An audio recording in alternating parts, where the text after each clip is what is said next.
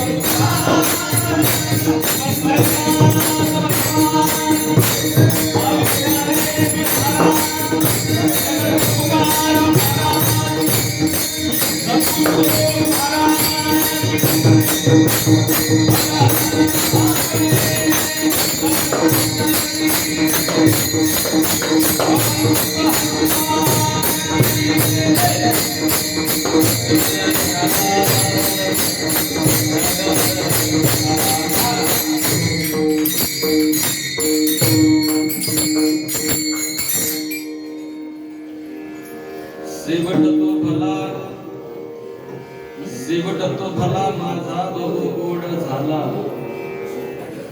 आदोनीच्या माहेरा भेटी रखुमाईच्या वरा परिहार झाला अवघ्या दुःखाचा मागीला आदोनीच्या माहेरा भेटी रखुमाईच्या वरा तुका म्हणे वाणी गेली आता घेऊ धनी आदोनीच्या माहेरा भेटी रखुमाईच्या वरा विठ्ठल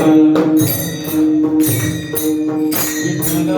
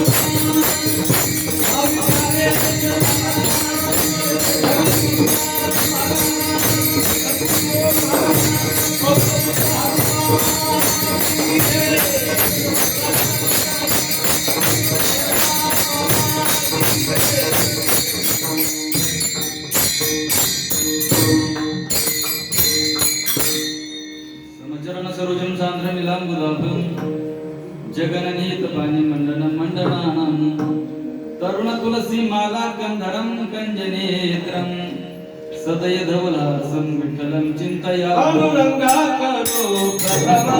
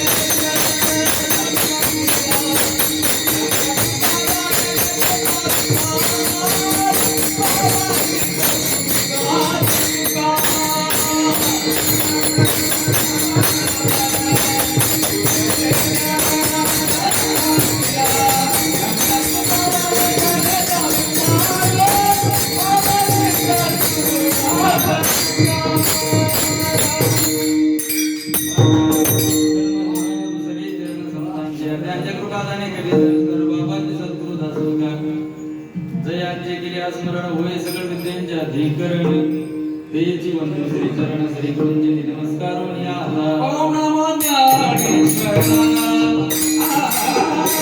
ओम नमो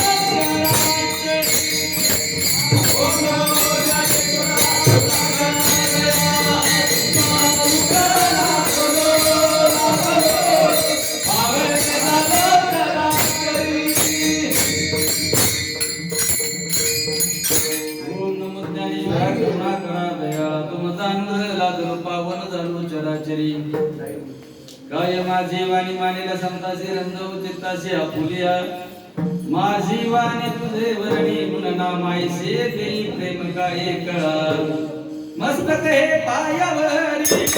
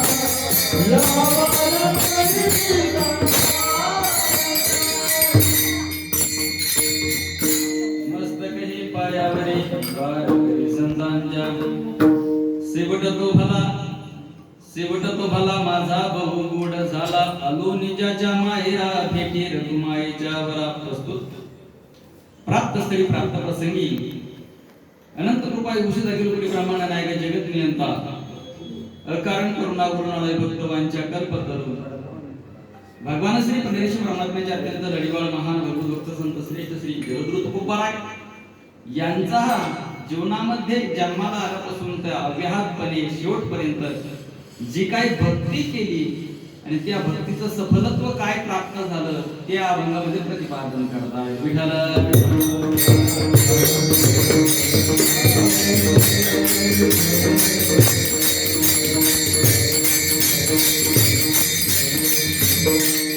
अभंगाचा सरळ अर्थ प्रतिपादन विषयाशी स्वरूपाचा जगद्गुरु तुकोबाराय म्हणतात जन्माला आल्यापासून ते मरेपर्यंत अखंड भगवान परमात्म्याची भक्ती केली आणि त्या भक्तीचं सफलत्व आज आमच्या जीवनामध्ये प्राप्त झालं की माझा शेवट फार गोड झाला शेवट तो भला माझा बहु गोड झाला शेवट गोड झाला म्हणजे नेमकं काय घडलं महाराज तर महाराज म्हणतायत मी माझ्या मूळ स्वरूपाला प्राप्त झालोय आलो निजाच्या माहेरा भेटले कुमाईच्या वरा निर्गुण निराकार असलेलं ते परब्रह्म परमात्मा तो मला प्राप्त झाला, नवे नवे जीव शिवाचा ऐक्य त्या ठिकाणी प्राप्त झालं. आणखी काय प्राप्त झालं तर महाराज म्हणतात आत्यंतिक दुःखाची निवृत्ती आणि परमानंदाची प्राप्ती माझ्या जीवनामध्ये प्राप्त झाली. परिहार झाला अवघ्या दुःखाचा मागेला. मी माझ्या मूळ स्वरूपाला प्राप्त झाल्यामुळं माझा कोड फार शेवट झाला. त्याचं वर्णन तुकोबराय म्हणतात माझ्या वाणीच्या द्वारा करता येणार नाही. हा अगदी अभंगाचा सरळ अर्थ. विठ्ठल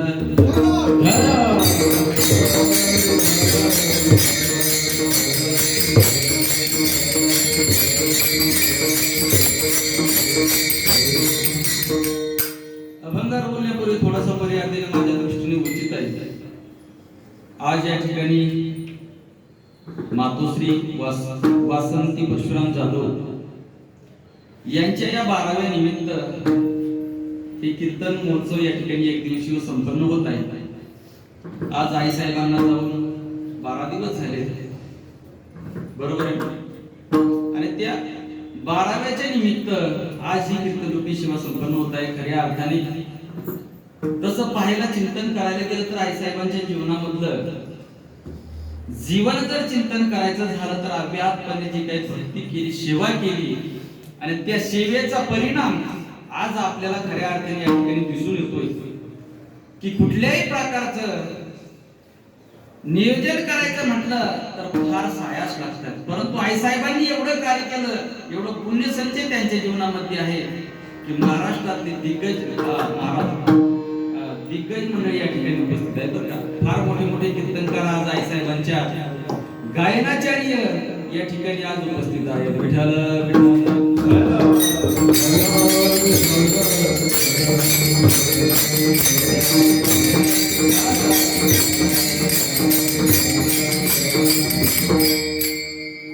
आवर्जून या ठिकाणी सहज योगायोग प्राप्त झाला. त्यांनी फोन केला आणि आंबरे साहेबांच्या माध्यमातून उमेशजी आंबरे त्यांनी वेळोवेळी फोन करून मला आठवण करून दिली की तुम्हाला कीर्तन करावं लागतं आणि तो कीर्तनाचा सुयोग आज माझ्या जीवनामध्ये प्राप्त झाला. कीर्तनाला आवर्जून उपस्थित आमचे श्री हरी भक्तीपरायण वैराग्य मूर्ती बालब्रह्मचारी राम महाराज साडेस्वामी या ठिकाणी उपस्थित आहेत. तसेच श्री हरी भक्तीपरायण ज्यांनी पहिली चाल गायली आमचे श्री हरी भक्तीपरायण ज्ञानेश्वरजी महाराज वाघमळे सर उपस्थित आहेत. श्री हरी भक्तीपरायण निरंजन सर उपस्थित आहेत. श्री हरी भक्तीपरायण वेदांताचार्य सोनाजी महाराज गाडगे शास्त्री या ठिकाणी उपस्थित आहेत. जैन महाराज आहेत, चौधरी महाराज आहेत. श्री हरी भक्तीपरायण मृदंगावरती आमचे परमश्री श्री हरी भक्तीपरायण मुरलीधरजी महाराज गावडेदादा या ठिकाणी उपस्थित आहेत. योगेजी महाराज खांडोळे मृदंगावरती आहेत. तसेच या ठिकाणी श्री हरी भक्तीपरायण महामंडलेश्वर भागवताचार्य ज्ञानेश्वरजी महाराज गवळी सुद्धा आज कीर्तनाला उपस्थित आहेत. आणि तसेच समोर आमचे यादव बाबा या ठिकाणी कार्यक्रमाकरता उपस्थित आहेत. श्री हरी भक्तीपरायण नितीनजी महाराज सोरतकर, अजय महाराज आणि सर्व आळंदीतील गुरुबंधू मंडळी व विद्यार्थी वर्ग या ठिकाणी उपस्थित आहेत. आणि अतिशय सुंदर अशा प्रकारचं वातावरण हवा आणि थोड्याच वेळामध्ये आपल्याला सेवा समर्पित करायची. विठ्ठल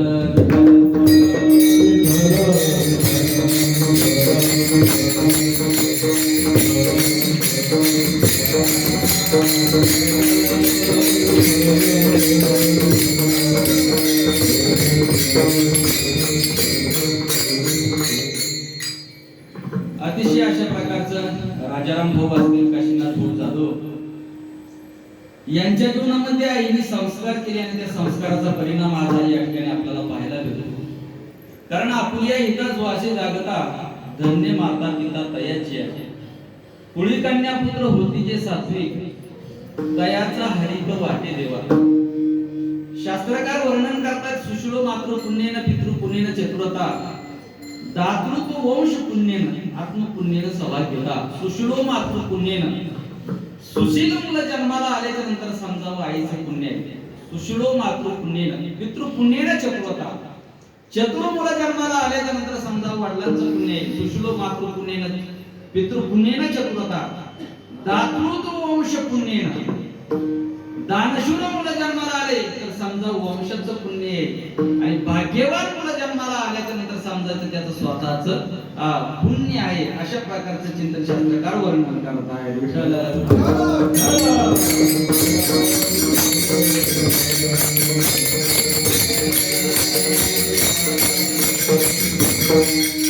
आईसाहेबांच्या जीवनामध्ये केलेलं पुण्य आणि त्या पुण्याचा संचय आज या ठिकाणी आपण त्याच्या नामस्मरणाने या ठिकाणी करत आहोत. बरोबर आईसाहेबांच्या बद्दल मी बोलणारच आहे शेवट 10-15 मिनिटं. पहिलं महत्वाचं चिंतन असं आहे की आपल्याला अभंगाचा भाव बघून या ठिकाणी वेळेमध्ये आपल्याला हे कीर्तन संपन्न करायचं आहे. तसं पाहायला गेलं तर आपल्याकडे आता जवळजवळ अर्धा तास पाऊण तासच धरायचं आणि थोड्या वेळामध्ये बरोबर 12 वाजता नैवेद्य असतो आणि त्या टायमाला आपल्याला सेवा समर्पित करायची आहे. का शेवट तो भला माझा बहु गोड झाला. महाराज म्हणतायत माझ्या जीवनातला शेवट गोड झालाय. परंतु चिंतन करायला गेलं तर जो जो जन्माला येतो त्या प्रत्येकाला जावं लागतं. कबीरदास महाराज म्हणतात आवेग असो जावेगा राजा रंग फकीर. ज्ञानोबाची मुळी फार मोठी ओळख. ज्ञानोबा म्हणतात उपजे ते नाशे नाशिले ते पुनरपी दिशे हे घटिका यंत्र जसे परिभ्रमेगा. किंवा भगवान परमात्मा म्हणतात जातस्य ध्रुवम मृत्यू ध्रुवम जन्म मृतस्य. जो जो जन्माला येतो त्या प्रत्येकाला जावंच लागतं महाराज. त्याचा तर सुट्टी नाही. तुम्हाला सामान्य जीवांचा विचार करायचं कारण नाही महाराज. भगवान परमात्मा या ठिकाणी अवताराला आला जन्माला आला तर त्याला सुद्धा या ठिकाणी जावं लागतं. येथे नाही झाली कोणाची निराश.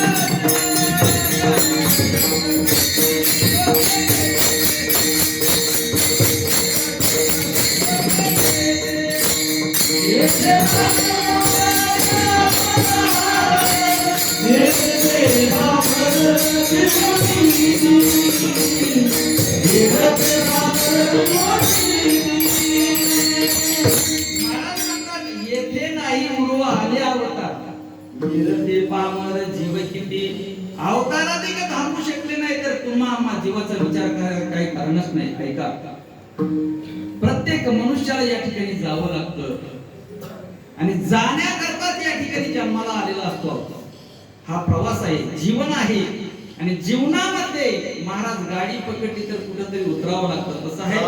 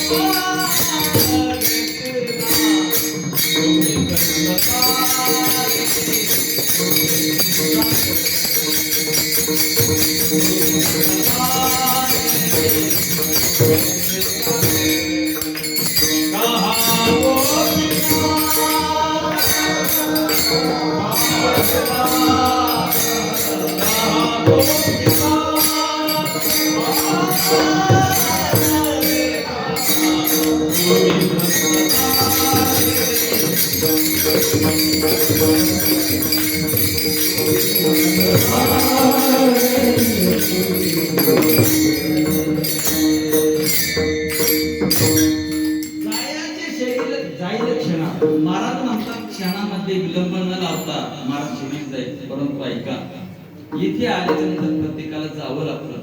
परंतु काही काही मंडळींनी याच्यामध्ये प्रयत्न केला ना मरण चुकवण्याचा प्रयत्न केला परंतु त्यांना मरण चुकवता आलं नाही. इतिहासामध्ये सर्वात मोठं उदाहरण आपल्या सर्वांना ज्ञात आहे. इतिहासातलं सर्वात मोठं उदाहरण हिरण्यकशिपूने घोर तप केलं आणि तपांती ब्रह्मदेव प्रसन्न झाले. सांगितलं काय पाहिजे काय नाही म्हटले माझं मरण चुकलं. त्यांनी सांगितलं मागितलं पण रॉंग नंबर मागणं चुकलं तुझं. कारण हा मृत्यूरोग आहे. इथं देवाला सुद्धा जावं लागतं तर तुमच्या आमच्या सामान्य जीवाचा विचार करायचा कारण आहे. मग ते म्हणले एक काम करा रात्री दिवसा नको म्हणलं तसं जमतं तथास्तु.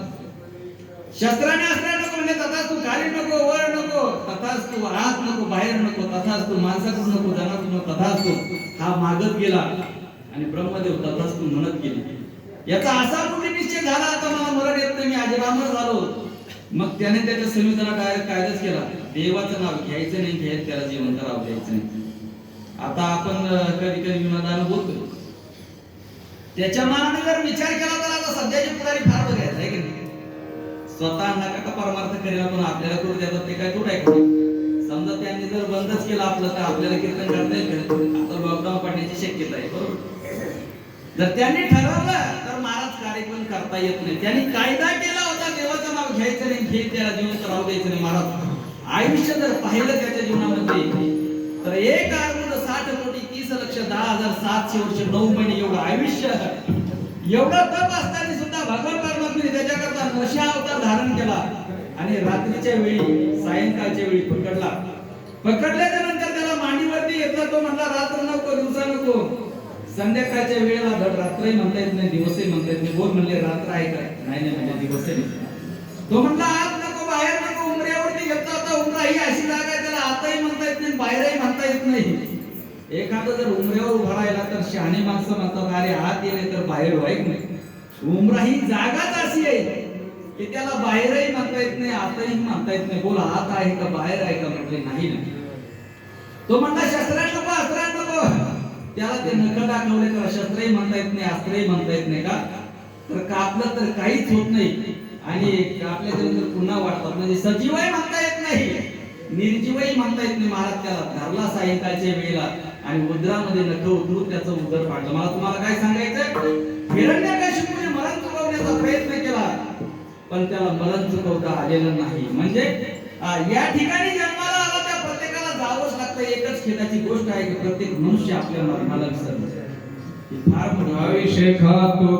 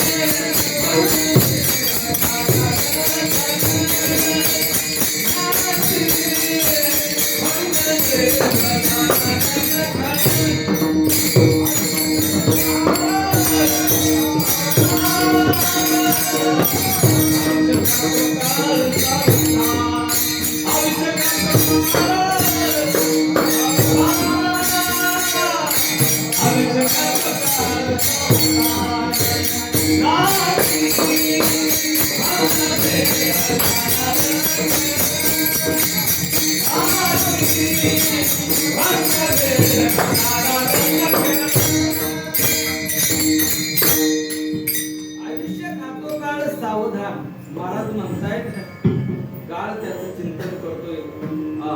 महाराज नवे महाराज म्हणतायत जीवनामध्ये आल्याच्या नंतर मृत्यूचं चिंतन करणं गरजेचं आहे. कारण ऐका, क्षणोक्षणी हाची करावा विचार.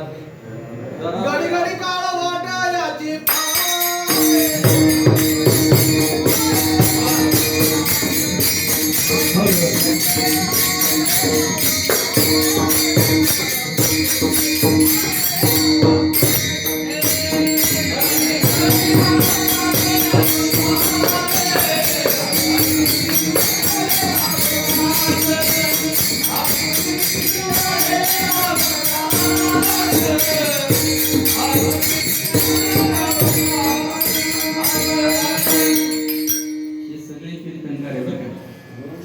त्यांनी जर ठरवलं तुम्हाला 1 मिनिट सुद्धा बोलायला चान्स भेटणार नाही, एवढं पाठ.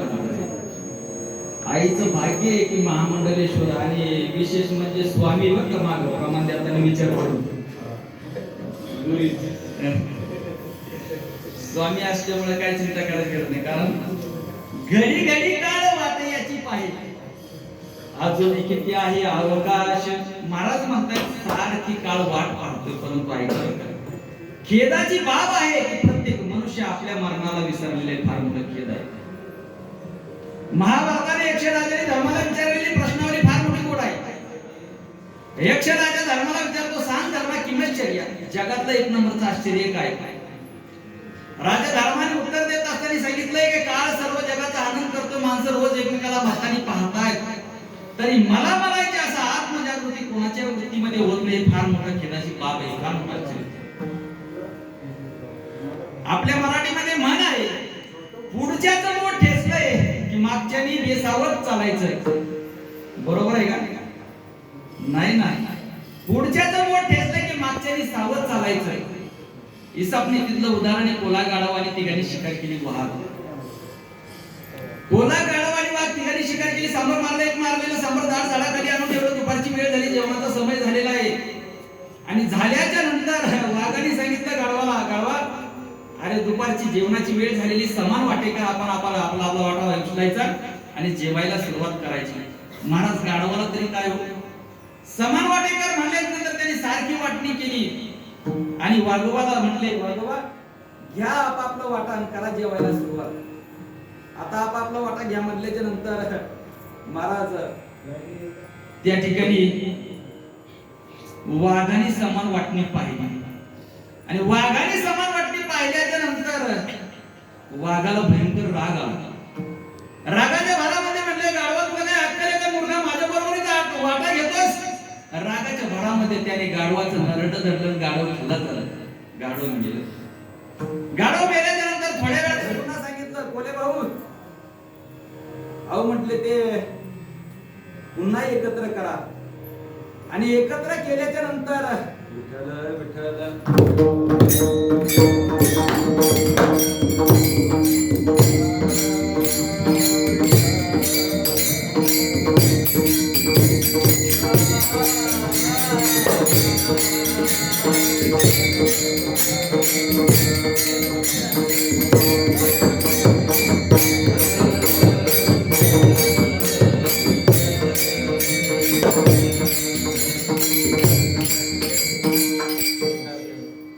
वाघाने सांगितलं कोले भाऊ सगळं एकत्र करा आणि त्याचे दोन समान सारखी वाटणी करा.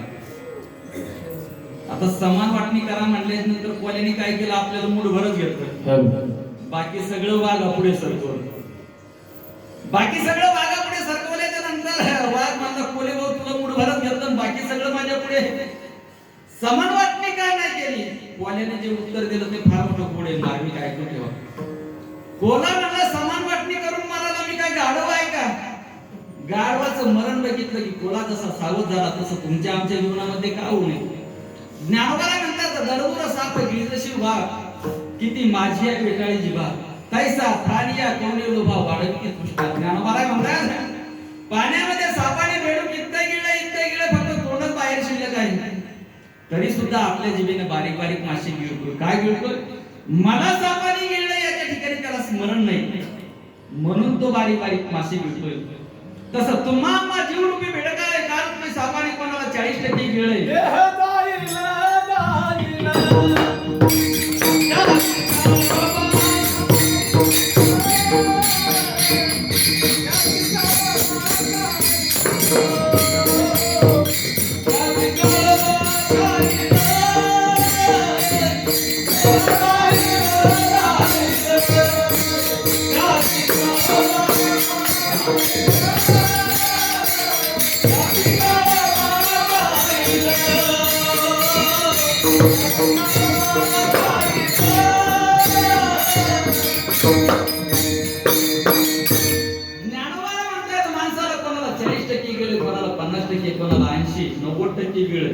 इथपर्यंत गेले तरी माणसं कोणाचं तरी वाटळच करतात नाही.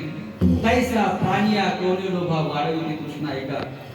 ज्ञानोबाला म्हणतात अतिशय जगड झालेला म्हातारा बसला तर उठवत नाही, उठला तर बसवत नाही, गलित गात्र झालेला म्हातारा आमोशाच्या रात्री किर अंधारामध्ये उठतो, धोधो पाऊस वरून पडतोय, हातामध्ये कंदील घेतो आणि शेतामध्ये जातोय. कशा करता?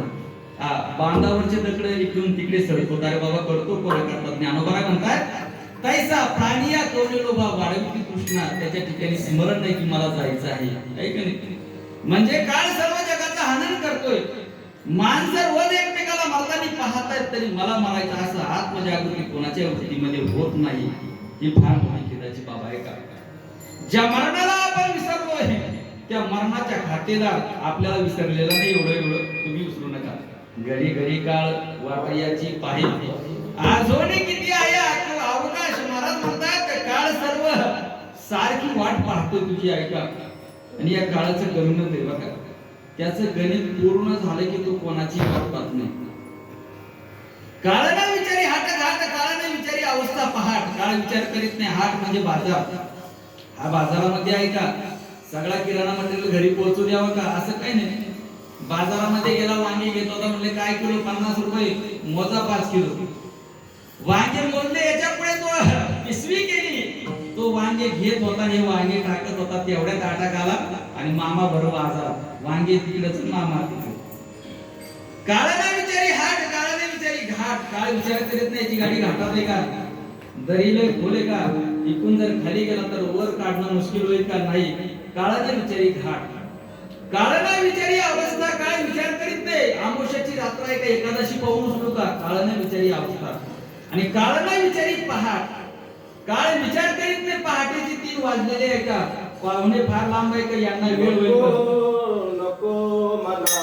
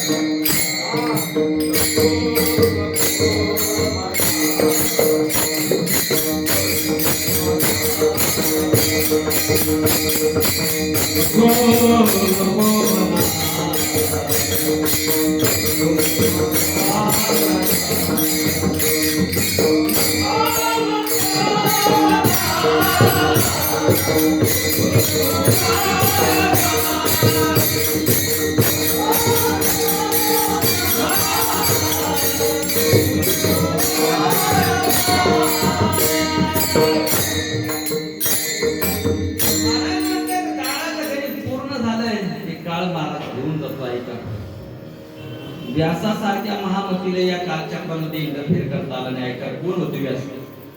अष्टादश पुराण नाम करता सत्यवती इति कृतः. 18,000 पुराणांची करते व्यास महर्षी. त्यांचा सेवक अत्यंत श्रद्धाळू प्रामाणिक होता. व्यासाने विचार केला, हा जर गेला तर असा सेवक मला दास मिळायचा नाही, म्हणून त्याला अजरामर करा ठरवलं महाराजांनी. महाराजांनी त्याला घेतलं, यमाच्या दरबारामध्ये आले. बोला काय महाराज आज्ञा? काय नाही म्हणजे माझा सेवक अत्यंत श्रद्धाळू प्रामाणिक आहे. असा जर सेवक गेला तर पुन्हा मला मिळायचं नाही, याला अजरामर करायचं, काय करावं लागेल सांगा? त्यांनी सांगितलं, एक काम करा, म्हणजे याची फाईल धूळ खात नाही पडली पाहिजे. किती वजन ठेवतो, फक्त याची फाईल मात्र पास करा. यमाने सांगितलं, मी माणसं मारतो इथपर्यंत ठीक आहे, परंतु ऑर्डर बनवायचा आपल्या हातामध्ये नाही. म्हटले कोण आहे? म्हणले त्यांचं नाव आहे मृत्यूदेव, त्यांच्याकडे जा म्हटले. आणि मृत्यूदेवाकडे जा म्हटले. नंतर ते म्हटले, तसं नाही, तू या आमच्या बरोबर चाल. आता ऐका, दास व्यासेम आणि तिघेजण मिळून मृत्यूदेवाच्या दरबारामध्ये आले. मृत्यूदेवाच्या दरबारामध्ये आल्याच्या नंतर मृत्यूदेवाने व्यासांचं स्वागत केलं. बोला काय आज्ञा? काय नाही म्हणजे माझा सेवक अत्यंत श्रद्धाळू प्रामाणिक आहे. हा जर गेला तर पुन्हा असा दास मला मिळायचा नाही, सेवक मला मिळायचा नाही. याला अजरामर करायचं, काय करायचं सांगा? त्यांनी सांगितलं, माझ्या हातात काहीच नाही, आमचं ऑफिस दिलेलं आहे, इकडे काही चालत नाही म्हटले. म्हटले कोण आहे? म्हणजे त्यांचं नाव आहे भवितव्य. त्यांच्या दारामध्ये जा, तुमचं काम होईल. ते म्हणले नाही, तू या आमच्या बरोबर जा. आता ऐका बघा, दास व्यास यम आणि मृत्यूदेव चौघेजण मिळून भवितव्याच्या दारामध्ये आले. भवितव्याच्या घरामध्ये सामान्य व्यक्तीला प्रवेश नव्हता म्हणून दासाला बाहेर अंगणामध्ये ठेवलं. आणि या ठिकाणांनी भवितव्याच्या घरामध्ये प्रवेश केला. आणि भवितव्याच्या घरामध्ये प्रवेश केल्याच्या नंतर व्यासांचं स्वागत केलं. बोला काय आज्ञा? म्हटले महाराज काय नाही, म्हणजे माझा सेवक अत्यंत श्रद्धाळू प्रामाणिक आहे. बाहेर उभा आहे, त्याला अजरामर त्यांनी सांगितलं माझ्या हातात काहीच नाही, तुम्ही म्हणा मग चालू दे 4 वाजेपर्यंत. असं नाही, ऐका. ते म्हणले का प्रत्येकाच्या जीवनाचं लिखाण असतं, त्याला विधिलिखित म्हटलं जातं. आणि ते जसं लिहून ठेवलेलं असतं ना तसंच घडतं, त्याच्यात अणुरेणू बदल होत नाही. व्यास म्हटले राव इतक्या लांब आलो, काय लिहून ठेवलेलं आहे तेवढं सांगा. आणि मग आम्ही आमचं जातोय म्हटले घरी. महाराज दासाची फाईल ओपन केली आणि पाहिलं तर त्याच्या नावापुढे एक संस्कृतचा श्लोक लिहिलेला होता. तो श्लोक असा होता, यदा दासस्य व्यासस्य यमोक्ती तथैव च भवितव्यस्य ग्रहप्रती तदा दास मरिष्यति. यदा म्हणजे ज्यावेळी दासाला घेऊन व्यास यम मृत्यूदेव भवितव्याच्या दरबारामध्ये येतील आणि भवितव्याच्या दारामध्ये आल्याच्या नंतर दासाला बाहेर अंगणामध्ये ठेवतील आणि हे तिघे जण जेव्हा भवितव्याच्या घरामध्ये प्रवेश करतील त्यावेळी दास मरून पडलेला राहील. येऊन पाहिलं तर ते खरोखर मरून पडलेलं होतं. मी तुम्हाला काय सांगतो, व्यासासारख्या महामतीला या कालचक्रामध्ये इंटरफेअर करता आला नाही तर तुमच्या आमच्या सामान्य जीवाचा विचार करायचा काही कारणच नाही.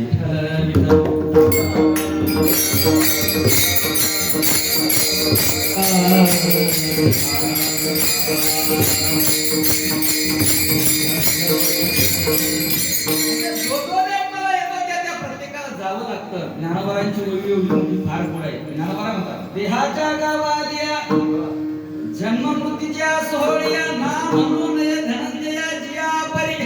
ज्ञानोबा म्हणतात, देहाच्या गावाला आल्यानंतर जन्माचा सोहळा झाला, आता मरणाच्या सोहळ्याला सामोरं जायचंय, म्हणजे मरणाची तयारी करायची. उपजले मेले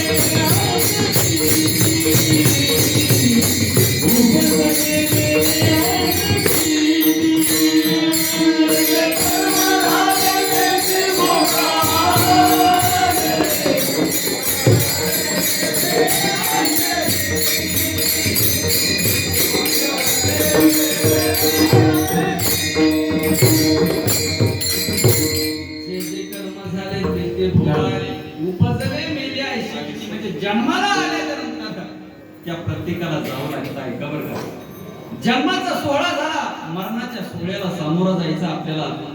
त्याच्याकरता मरण आपण घडवणं. जन्माचा आता आपण आलोय, तुम्ही मनात ज्ञानेश्वर महाराज आता कशाला टेन्शन घ्यायचं, ज्या वेळेस येईल त्यावेळेस मरण बघू ना आपण. आताच खाऊ पिऊन आयश करू, गडबड करा, टेन्शन घेऊन करत काय कारण नाही. जेव्हा येईल तेव्हा पाहू. अरे बाबा असं म्हणून चालत नाही. मरण तर निश्चित येणारच आहे, पण येणारा मृत्यू घडवायचा कसा हे आपल्या हातामध्ये आहे. येणारा अंतकाळ कसा घडवायचा हे आपल्या हातामध्ये. तुम्ही म्हणाल हो कसं काय, त्याच्याकरता 2 उदाहरणे ऐका. ज्या वेळेस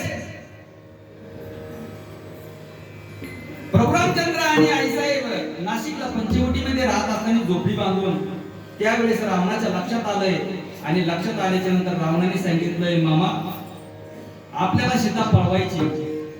मामाने सांगितलं, भाचेवा 100% तुम्हाला अनुमोदन आहे की नाही, नो प्रॉब्लेम, आपल्याला काही हरकत नाही म्हटले.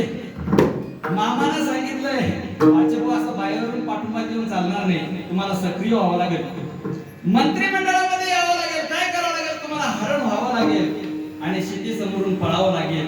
आणि सीतेसमोरून गेल्याच्या नंतर कातड्याची अभिलाषा धरून, चोळीची अभिलाषा धरून सीताबाई रामाकडे हट्ट धरी लागली. रामाचा नाईलाज झाल्याच्या नंतर राम हरणाच्या मागे लागेल आणि हरणाच्या मागे लागल्याच्या नंतर सीता एकटीच राहील आणि मग मी माझे भगवे कपडे घालून सीता माईला उचलून नेईन. परंतु हरण हो म्हटल्याबरोबर माणिक मामाच्या डोळ्यापुढे मरण दिसलं महाराज. कारण त्याला माहिती होतं हरण झालं तर राम मारतो. तो म्हणला की हरण होणार नाही, हरण नाही होणार म्हणल्याच्या नंतर रावणाने तलवार काढली, हरण नाही होणार तर मी तुम्हाला मारतोय. आता प्रश्न निर्माण झाला, व्हावं हरण तर राम मारतो, न व्हावं तर प्रभू रामचंद्र रावण मारतोय, न व्हावं तर रावण मारतोय आणि व्हावं तर प्रभू रामचंद्र मारतायत, काय करावं. अशा पेचाच्या प्रसंगी त्यांनी मरण चुकवण्याचा प्रयत्न करायचा नाही. येणारा मृत्यू घडवायचा कसा? कारण प्रभुरामाच्या हाताने मरून जर मरण आलं तर रामरूप होणार, आणि रावणाच्या हाताने मरण आलं तर अधोगतीला जाणार. मरायचं कसं? मारेचीनी ठरवायचं. तसं तुम्ही आम्ही लिहायला आलो, जन्माचा सोहळा झाला, मरणाच्या सोहळ्याला सामोरं जायचं. मरायचं कसं हे आपण ठरवायचं.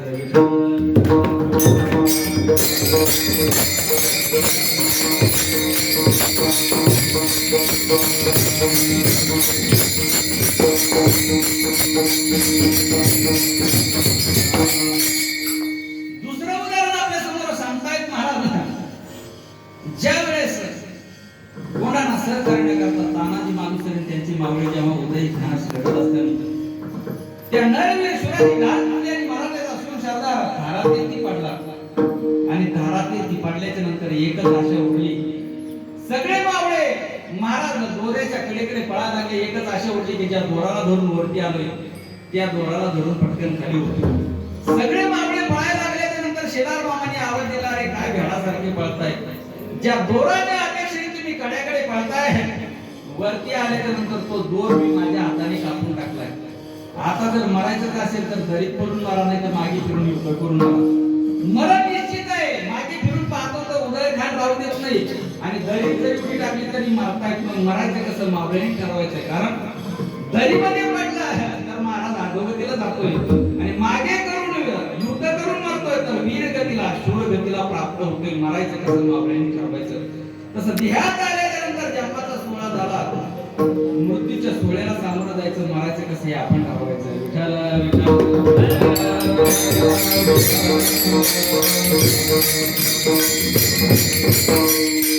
तुम्ही म्हणा ज्ञानेश्वर महाराज मरण काय आपल्या हातात आहे? हो बाबा, गीतेमध्ये मरणाचे दोन प्रकार सांगितले आहेत. त्या पुढे मरणाचे दोन प्रकार आहेत. एक शास्त्रीय मरण आहे आणि दुसरं अशास्त्रीय मरण आहे. शास्त्रीय मरण त्याला म्हटलं जातं, भगवान परमात्मा म्हणतात, प्रयाण काली मनसा चलेन भक्त्या युगो योग बलेन चैव घोर मध्ये प्राणमावेश्य सम्यक सतम परम पुरुषम वैति दिव्यम. भगवान परमात्मा म्हणतात, उत्तरायणाचा काल असावा, उत्तराभिमुख बसलेला असावं, पद्मासन लावलेला असावं, आणि ईश्वराचं चिंतन करता करता करता हा आत्मा ईश्वरात विलीन व्हावा. त्याला ज्ञानोबा म्हणतात. का झाकलिया घरीचा दिवा निजे काय झाला की दवा, या रीती जो पांडवा देह ठेवी याला शास्त्रीय मरण म्हटलं जातं. आणि तुम्हाला सांगू का, ज्या वेळेस आमचे जोग महाराज पुण्याला हॉस्पिटलमध्ये ऍडमिट होते, आणि त्यांनी सांगितलं मला आळंदीला घेऊन चला, शेवटचा काल आहे माझा. महाराज ॲम्ब्युलन्स मध्ये घातलंय आणि आळंदीला निघाले. निघाल्याच्या नंतर जोग महाराजांनी सोनोपंत मामा बरोबर होते. मामांना विचारलं, सोनोपंत थोरल्या पादुका आल्या का? मामांनी रडावं, आणि मामांनी रडायला लागल्याच्या नंतर जोग महाराजांनी सांगितलं, सोनोपंत रडायचं काही कारण नाही, ज्ञानोबारायचं समाधीचं तीर्थ घेतल्याशिवाय हा पाठ्य मारणार नाही म्हटले. त्यांच्या जीवनामध्ये अंतकाळ शेवट गोड होतो. का होतोय तर त्यांच्या जीवनामध्ये प्रबळ इच्छा आणि प्रबळ प्रयत्न असतात, म्हणून त्यांचा अंतकाळ गोड होतो. महाराज विठ्ठल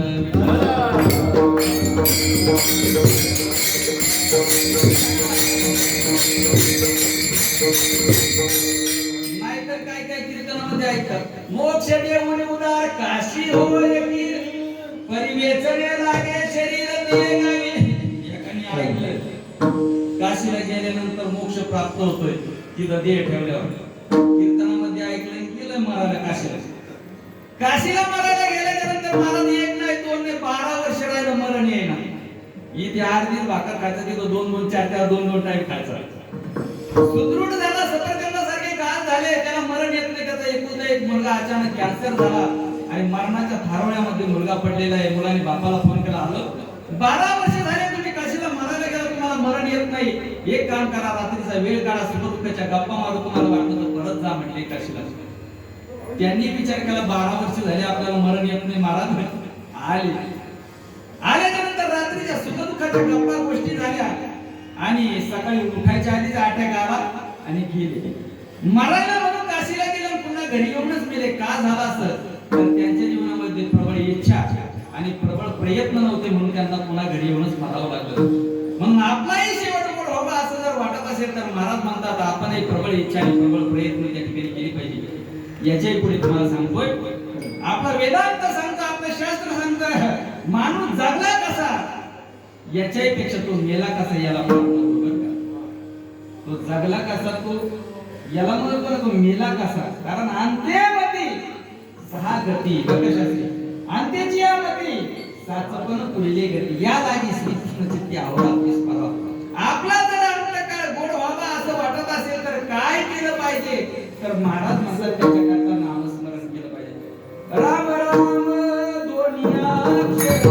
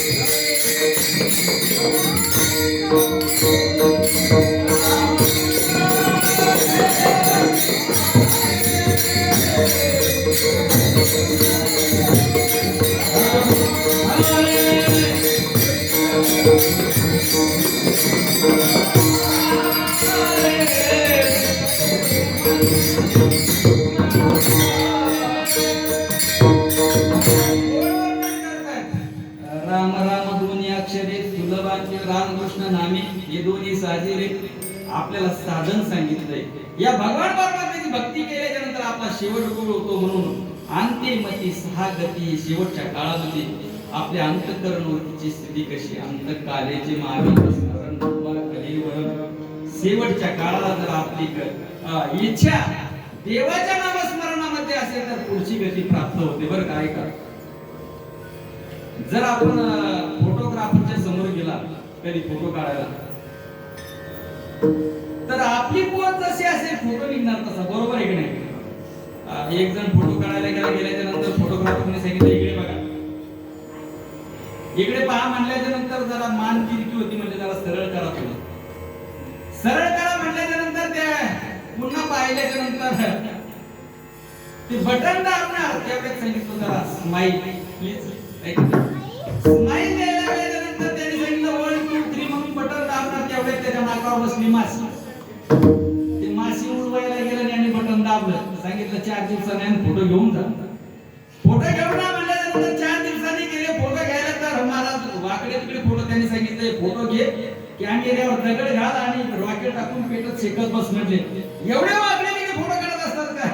अरे बाबा, त्यांनी सांगितलं फोटो काढताना तूच आपली पोच वाकडी दिली, फोटो निघणार कसा.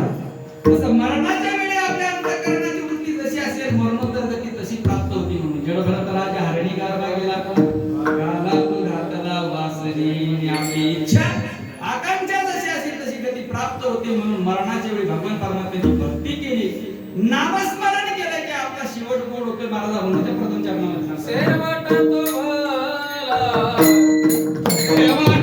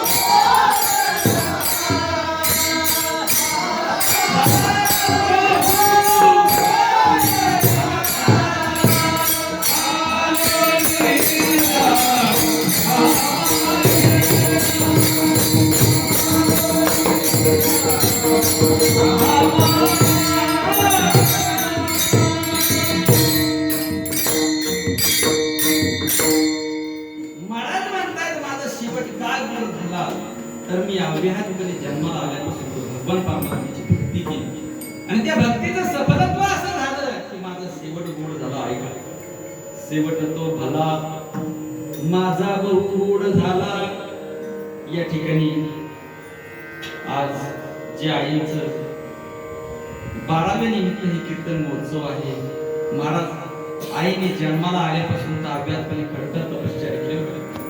जन्माला आल्याबरोबर महाराज 14 वर्षामध्ये लग्न झालं आणि 14 वर्षाच्याच नंतर लग्न झाल्याच्या नंतर सासरी राहत असताना महाराज आनंदामध्ये संसार चालू असताना थोड्या दिवसामध्ये मुलं झाली आणि सर्व घरामध्ये आनंद कुटुंब वाहू लागला. महाराज घरामध्ये आनंद चालू असताना महाराज थोड्या दिवसांनी सासरी चांगले जीव लावत सगळं घरदार भरलेलं होतं. सासरे अचानक मरण पावल्याच्या नंतर महाराज जरा थोडी दुरावस्था प्राप्त झाली आणि थोडे दिवस गेल्याच्या नंतर 1 वर्षामध्ये महाराज पतिराज सुद्धा त्या ठिकाणी आई साहेबांचे मरण पावले.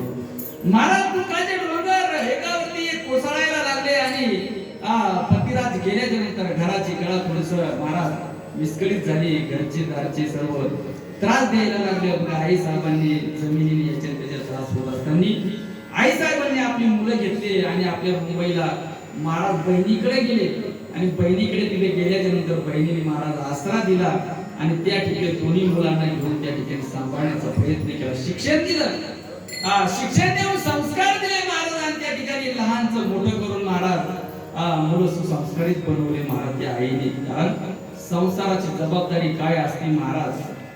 तारुण्यामध्ये महाराज लहानपणी बाळाची आई मरू नये आणि तारुण्यामध्ये महाराज स्त्रीचा पती मरू नये असं म्हणतात. काय दुःख असेल ते मातेलाच माहित असतात. म्हणून महाराज आई साहेबांनी एवढंही दुःख आपल्यावरती झेललंय आणि लहानाचं मोठं करून मुलांना संस्कारित केलंय. महाराज नव्हे तर देशाच्या कामासाठी मुलं आली. महाराज आर्मी मध्ये मुलं, महाराज आर्मीसाठी जीवनदान देणं याच्यासारखं भाग्य नाही महाराज. आज जी मुलं जन्माला आली आणि संस्काराला लावली महाराज, आपण जे झोपतोय सुखाने नांदतोय त्याचं कारणच केवळ असेल तर आर्मीमुळे आपण या ठिकाणी सुखाचे दिवस भोगतोय. महाराज उन्हाळ्याच्या सुट्टीमध्ये महाराज आर्मीचा जवान घरी आला, सुट्टी होती, 1 महिन्याची सुट्टी असताना घरी आल्याच्या नंतर मायबापाने सांगितलं, बाळू अरे तुला लग्न करावं लागतंय. आई बापांची इच्छा म्हणून बाळूने लग्न केलं. लग्न झाल्याच्या नंतर महाराज सत्यनारायण चालू झालं आणि सत्यनारायण चालू झाल्याच्या नंतर अर्धा सत्यनारायण झाला महाराज तेवढ्यात तार आली आणि आई बापांच्या हातामध्ये पडली. आई बापांच्या हातामध्ये पडल्याच्या नंतर आई बाप महाराज अशिक्षित असल्या कारणास्तव आई बापांना वाचता येत नाही म्हणून ती तार मुलाच्या हातामध्ये दिली. मुलाच्या हातामध्ये दिल्याच्या नंतर मुलाने ती तार वाचली. महाराज पत्र वाचल्याबरोबर डोळ्यात रक्त आलं, ताळ कुणकुण भरायला घरामध्ये गेला. मिलिटरीची पेटी काढली, मिलिटरीचा ड्रेस अंगावरती चढवला, कुणूप पेटी लावली. महाराज आई वडिलांचं दर्शन घेतलंय आणि सांगितलं, आई निघालो युद्धाच्या भूमीवरती, युद्धाची तार आलेली असेल त्या परिस्थितीमध्ये निघून या म्हणून सांगितलेलं आहे. निघालो मी, जगलो वाचलो तर पुन्हा आलेला सत्यनारायण अर्धा पुन्हा करून म्हटले. महाराज आईने सांगितलं, जा राजा, देशाच्या कामी येत असेल तर काही हरकत नाही. महाराज आई वडिलांचं दर्शन घेतलंय आणि 2 दिवसांनी पोहोचलाय. महाराज मिलिटरीचा जवान युद्धावरती पोहोचल्याच्या नंतर 2 दिवसांनी युद्ध सुरू झालं. युद्ध सुरू झाल्याच्या नंतर 2 दिवसांनी वैऱ्याने घाला घातला आणि 3ऱ्या दिवशी महाराज मिलिटरीचा जवान धारातीर्थी पडला. धारातीर्थी पडल्याच्या नंतर महाराज मिलिटरी जवानांनी मिलिटरी सरकाराला जवळ बोलवल्याच्या नंतर सांगितलं, महाराज माती घेतली त्याच्या कपाळाला लावली मिलिटरी सरकारच्या. अरे सांगितलं, माय भूमीची शपथ आहे, वैराचा नायनाट केल्याशिवाय मागे फिरू नको म्हणले परत. महाराज आणि घरी गेल्याच्या नंतर पहिल्यांदा माझे वडील वेदतील तर त्यांना खोटं सांग, कारण माझे वडील हलक्या अंतःकरणाचे आहे. त्यांना सहन होणार नाही की आपला मुलगा देशासाठी वारला म्हणून तर ते महाराज ते गतप्राण होतील म्हणून त्यांना खोटं सांग की तुमचा मुलगा आज मी उपयोग करतो म्हणावं. माझी एकुलती एक बहीण आहे, तिला सांगावं तुझा रक्षाबंधनाचा कार्यक्रम संपला म्हणावं, तुझा भाऊ वारला म्हणावं. आणि माझी धर्मपत्नी आहे, तिला सांग की तुझं कुंकू पुसून काढ म्हणावं.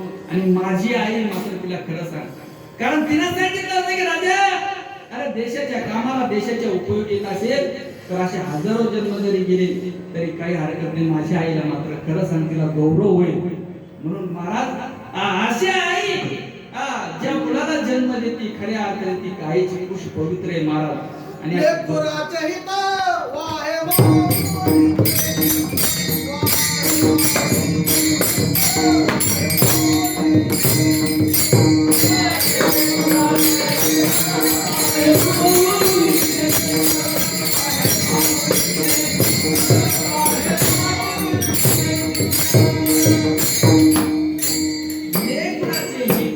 वाहे महाराज अशा आई वडिलांनी जे आईने संस्कार केले आणि मुलं घडवले एवढ्या दुःखातून आणि कष्टातून प्रपंच महाराज पूर्णत्वाला नेण्याचं काम त्या आईने केलं. ज्यावेळेस हे तरी राजगडावरती गेल्याच्या नंतर महाराज सांगायचा वेळ होता. बाजाराकरता गेली होती हिरकणी आणि बाजाराकरता गेल्याच्या नंतर वेळ झाली. बाजार पाहत होती आणि बाजार पाहत असताना रात्रीचा दरवाजा लागला गेलाय. खाली उतरता येईल. महाराज लहानस छोटस बाळ होतं घरी होतं आणि हिरकणी गडावरती होती. महाराज गडावरती असताना सेवकांनी सोडलं नाही. महाराज खाली सोडलं नाही तर तिथंच तळमळ करीत होती काय करावं. राजगडाची महाराजाची ख्याती आहे की गेलेला माणूस त्याला उतरायला पडतच. दरवाजा लागल्याच्या नंतर रस्ता नव्हता. महाराज वरती आकाश होता आणि खाली पाहावं तर पाणी दिसत होतं. एवढं महाराज भयंकर राजगड असताना सुद्धा हिरकणी मातेचं अंतःकरण बाजाराला महाराज आईचं अंतःकरण आणि गड्याची कडी महाराज झाडाला धरून खाली उतरली हिरकणी. आणि घरी गेल्याच्या नंतर राज दरबारात कळलं की रात्री स्त्री आलेली हिरकणी खाली उतरली म्हणून समजलं. तर इंधनकर साहेबांना बोलवलं सभापतीला. महाराज सरदारला बोलवल्याच्या नंतर अरे तू असं काय बांधकाम केलं की तू कोणी वर्ष येऊ शकत नाही खाली उतरू शकत नाही.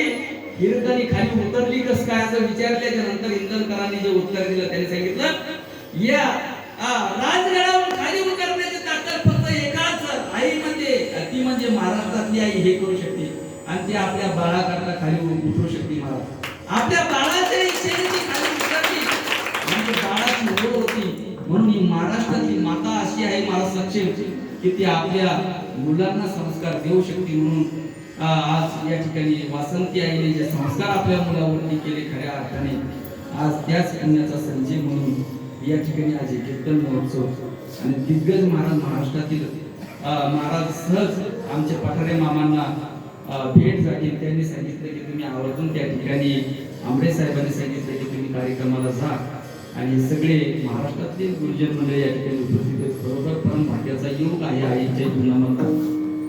कारण आईंनी केलेलं जे पुण्य संचय आहे जी काही सेवा आहे आज ती आपल्याला या ठिकाणी त्यांच्या रूपाने पाहायला मिळते. म्हणून असं 12वेचं निमित्त हे कीर्तन या ठिकाणी संपन्न होत आहे. अतिशय गोड अशा प्रकारचे चिंतन सेवा या ठिकाणी संपन्न करत असताना अतिशय सुंदर अशा प्रकारचा सुयोग त्यांच्या मुलांनी प्राप्त केला आणि आपल्याच आईच्यावर अंतःकरणातून त्या ऋणातून थोडंसं उतराई तर होऊ शकत नाही आईवडिलांच्या ऋणातून.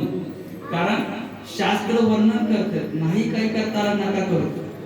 जर एखादा निघाला असेल तीर्थयात्रेला 25,000 रुपये भरून जर का एखादे आई वडील महाराज दवाखान्यासाठी त्रस्त होत असेल तर ते 25,000 रुपये त्यांना द्या. तुमची यात्रा घर बसल्या होईल.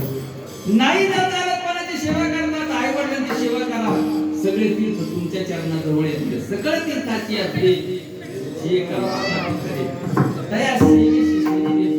जे म्हणून अशी आई वडिलांची सेवा केल्याच्या नंतर आपल्या जीवनामध्ये महाराज वासंती आईचं असं होतंय की त्यांनी एवढं दुःख भोगलंय आणि हे दुःख कोणाच्याही जीवनामध्ये येऊ नये म्हणून वेळोवेळी कोणालाही सहकार्य करत होता. मार्गदर्शन करत होता आणि सहकार्य देत होते. कारण आपल्यावरती जे दुःख आलं ते इतर कोणावरती येऊ नये म्हणून अशा प्रकारचं आई त्या आईनी महाराज दुःख आपल्या जीवनामध्ये झेललंय आणि सुखाची हिरवळ आपल्या मुलांकरता करून ठेवलेली आहे. म्हणून या ठिकाणी आज त्यांच्या निमित्त सेवा होती. तर म्हणून जाता जाता पुन्हा एकदा त्या आई वडिलांची सेवा आपल्या हातून घडू. कारण विद्या दिवा आदर्शलक्ष नित्य उदोपसेविनः चत्वारी तस्य वदन्ति आयुर्विद्या विश्वबलम. आपल्या जीवनामध्ये आई वडिलांची सेवा केल्याच्या नंतर आयु यश बल आणि विद्या आपल्या जीवनामध्ये प्राप्त होत आहे. म्हणून ती सेवा आपल्याही जीवनामध्ये घडो. या ठिकाणी काशीनाथ जाधव राजाराम जाधव असतील त्यांनी आपल्या आईचं हे या ठिकाणी 12वे कीर्तन या ठिकाणी संपन्न केले. तर अशीच सेवा उत्तरोत्तर त्यांच्या जीवनामध्ये बोलून मी माझ्या सेवेला पूर्ण विराम या ठिकाणी देणार आहे. अतिशय सुंदर अशा प्रकारचे सर्व महाराष्ट्रातील कीर्तनकार गुंजन या ठिकाणी पुस्तक आहे. भैरवी होईल आणि सेवेला समारोप होईल. विठोबा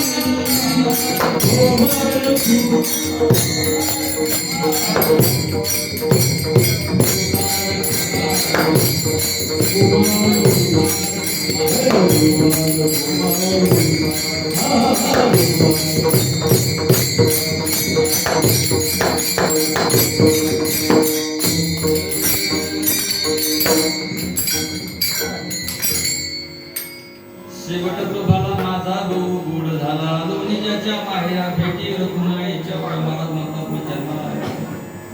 अखंड भगवान श्री परमात्म्याची भक्ती केली, त्या भक्तीचे सफलत्व आज माझा शेवट गोड झाला. दोन्ही ज्याच्या माहेरा भेटी रघुनाईच्या परिहार झाला. विठ्ठल विठ्ठल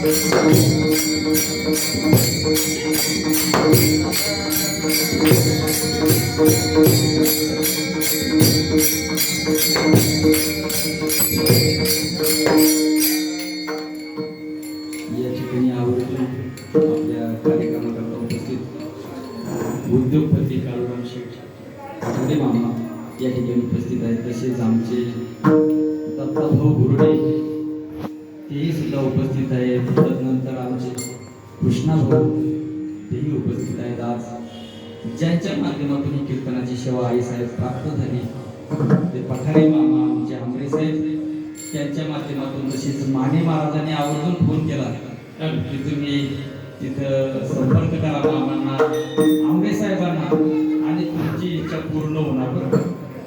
राजाराम भाऊला त्यांनी सांगितलंय. आणि आज या ठिकाणी मामा भाग्य तुमची भेट झाल्यामुळे हे मला लागले बरं काही लागले. अतिशय गोड अशा प्रकारचं चिंतन या ठिकाणी आई साहेबांच्या निमित्ताने झालेलं आहे. दिग्गज मंडळी या ठिकाणी उपस्थित आहेत. गोड अशा प्रकारचं जीवन आहे. जाता जाता फक्त एकच, आपल्या सामाजिक क्षेत्रात असेल, आपल्या संसारामध्ये असेल, किंवा आपल्या मुलांबाळांमध्ये असेल, जीवन जगत असताना फक्त एकच करा. जीवन जगत असताना नम्रतेने जीवन जगायचा प्रयत्न करा. एवढंच कीर्तनातून घरी न्या. कारण अहंकाराचं जीवन बर्बाद होऊन नरकात जातं. अहंकाराचं जीवन बर्बाद होऊन नरकात जातं. आणि नम्रतेचं जीवन उत्कर्ष पाहून परमात्म्यावर सत्ता करतं. कसं वागायचं हे ज्याची तरी ठरवायचं. आज त्याच आईने नम्रता आपल्या जीवनामध्ये धारण करून आपला संसार मारा सफल केलेला आहे.